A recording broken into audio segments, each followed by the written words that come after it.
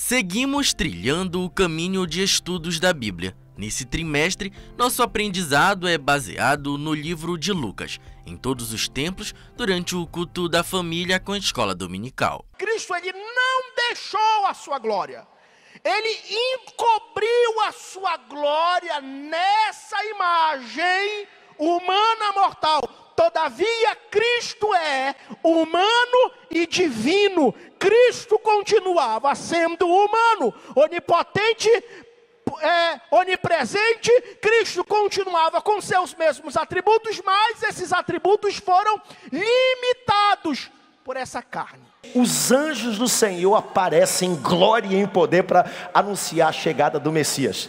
A gente canta, né? Noite de paz, noite. Aquela noite foi tudo menos uma noite tranquila.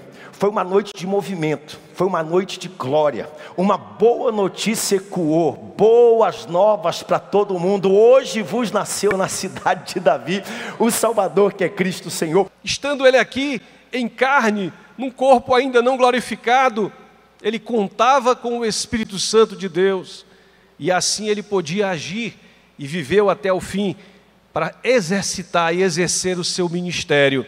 Ele teve que receber essa unção. Jesus estava falando a favor do vento, ou seja, Jesus está aproveitando o espaço geográfico para ensinar a palavra para todos que estavam ali, porque, consequentemente, o vento iria levar a sua voz para toda aquela multidão e eles aprenderiam a palavra do Senhor nosso Deus. Ou seja, Jesus está aproveitando os recursos que ele tem para ensinar a palavra do Senhor. Olha só, está na Bíblia, vejam só o que foi que os pais fizeram para salvar um adolescente, e veja só que atenção Jesus deu para chegar a um adolescente. Você diz assim, só para devolver a vida? Claro, a vida física é muito importante, mas para devolver também a vida espiritual, para manter a esperança de que Deus não é Deus de mortos, é de vivo, e Deus não é Deus só dos velhos, dos maduros. Deus é Deus das crianças, Deus é Deus dos adolescentes, Deus é Deus dos jovens. A missão de Jesus era espalhar para todo canto e para todo mundo o Evangelho. Chegou a hora que ele disse, está pouco, preciso de mais gente. Todo mundo pode ser discípulo. Vocês são chamados apóstolos porque vocês são os primeiros, mas eu preciso de muita gente. Jesus ampliou e pegou 70. Primeiro, no versículo 1 de 9, Jesus chamou os 12. No versículo 1 de 10, Jesus mandou mais 70, 72, com o mesmo propósito, com a mesma autoridade, e disse, espalhem a palavra onde for preciso esta palavra ser espalhada. Quando orardes, Pai, santificado seja o teu nome, venha o teu reino, o pão nosso de cada dia dá-nos hoje, perdoa os nossos pecados, pois também perdoamos os que nos devem, não nos deixe cair em tentação, e pronto. Cometeu um crime, cortou a oração, vários elementos não. É diferente para a gente aprender que isso não é fórmula mágica, que isso não é talismã, que isso não tem sentido se a gente não orar com a alma e nem orar. Aquilo está traduzindo o que eu preciso dizer. Não tem problema nenhum se a gente errar uma frase, se estiver orando sozinho, ou também não tem problema. Não tem problema se omitir, e não tem problema se aumentar.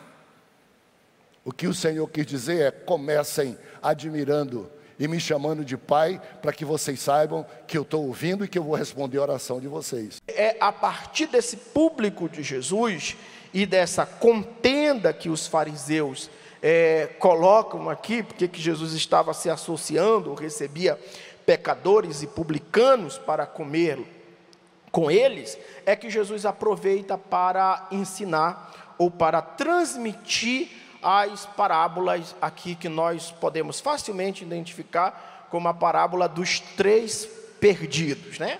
A parábola do filho pródigo, a parábola da dracma perdida e a parábola da ovelha perdida. Facilmente nós podemos aqui nomenclaturar essas parábolas como a parábola dos 3 perdidos. E Jesus diz, olha, se vocês tiverem a fé como um grão de mostarda, vocês dirão a essa amoreira, sai daqui e vai para outro lugar, e ela vai te obedecer. O que Jesus está dizendo é que para praticar essas coisas, se livrar dos escândalos e perdoar, o mínimo de fé verdadeira, genuína em Cristo, é suficiente para praticar essas coisas. Em outras palavras, Jesus está dizendo que se nós tivermos o mínimo de fé nele, nós conseguiremos praticar exatamente essas coisas, porque isso é tão básico da vida cristã. É isso que Jesus está dizendo. Como é que vai entrar em Jerusalém calado? A expectativa é de que ali Jesus fosse promulgar o seu reino, decretar o seu reinado. Essa que era a expectativa. Aí chegam os fariseus e dizem assim, olha, manda o pessoal baixar aí o volume, manda calar a boca um pouquinho, está muito barulho, está uma agitação, está incomodando, vai tumultuar a cidade. E Jesus responde, citando o profeta Abacuque, capítulo 2, versos 8 a 11.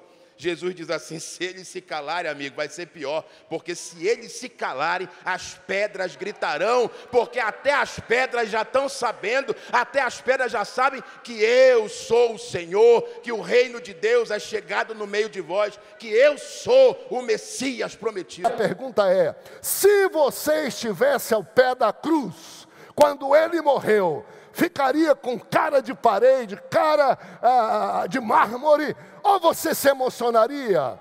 Você não teria uma lágrima, você não teria um louvor, você não teria um choro. Como é que você participa da ceia sem discernir, gente? Como é que não tem um glória a Deus? Como é que não tem uma lágrima? Tem gente que não gosta de dar glória a Deus, aleluia, mas faz pelo menos como crocodilo, solta lágrima, dá alguma coisa para mostrar que você está vivo, levanta a mão, pega o cálice, agradece a Deus, faz um coro de barulho e de vida, porque Jesus disse, anuncia a minha morte, a minha ressurreição, porque senão ele não viria, até que eu venha e que de novo participe com vocês no reino do meu Pai, louvado seja o nome do Senhor. Os acusadores, os judeus, os religiosos, os chefes dos sacerdotes disseram, esse homem faz balbúrdia desde a Galileia, desde lá ele vem fazendo tumulto, ele vem juntando multidões, ele vem pregando mensagem diferente. Pilatos, vivo que só, disse, de onde? Eles disseram, da Galileia. Disse, eu vou me livrar desse pepino. No próximo domingo, finalizaremos nossa jornada estudando o capítulo 24 do Evangelho de Lucas. Nós somos testemunhas da ressurreição de Jesus. Então eles, adorando, voltaram para Jerusalém, tomados do quê? De grande júbilo. Versículo 53. E estavam aonde? Sempre no templo e fazendo o quê? Louvando a Deus. Depois da ressurreição, a resposta natural do coração dos discípulos não foi, não, eu sou igreja, eu estou sozinho, eu não preciso da coletividade. A resposta foi, vamos para o templo louvar e adorar a Deus junto com os nossos irmãos. Essa foi a resposta deles. A importância desse ato aqui de congregar. É no próximo domingo.